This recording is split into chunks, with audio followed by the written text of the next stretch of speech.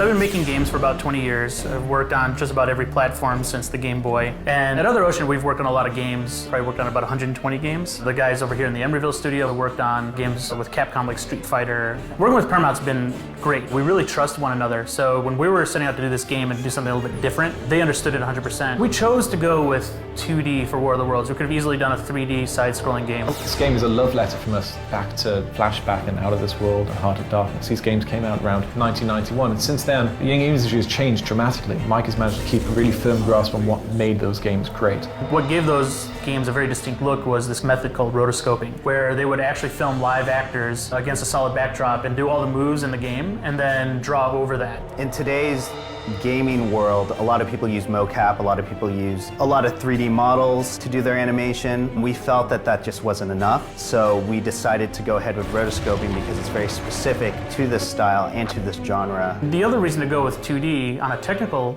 note is that we can throw a lot at the screen. Like the 360 and the PS3 particularly are built to just, the processing itself can throw so many 2D objects at the screen that something you never would have seen before on, say, a Genesis or an old PC. We're using a parallaxing, which is an old school term to describe depth in a game, to like background elements move slower than foreground elements. Every single piece in the game needs to be placed very specifically. It needs to be given a sort value and a parallax value.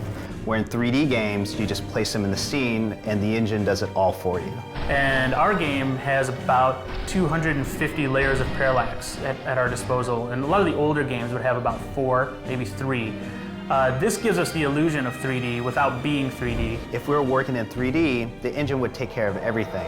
In this game, the artist needs to take care of everything. We have moments where the screen is filled with hundreds and hundreds of NPCs running down streets, or falling off buildings, or buildings collapsing and debris flying everywhere. That's just possible now, something we could never have done effectively back in the 90s. The tripod chase, it's one of my favorites because we really just wanted to show that there's just one man who doesn't have a lot, and he's just a regular human, and he needs to survive in all of this chaos. From day one, we wanted to create a game that was an homage to some of these older 16-bit style games. One of the best things about those games, you die often. If you get shot, you're dead. There's no health bar. This is more realistic. Because of that, the game is really difficult, and we as gamers appreciate that. I think we've got a very unique vision for this. It's a very unique game. I couldn't be happier with the way it looks and feels and the colors we've chosen for the game.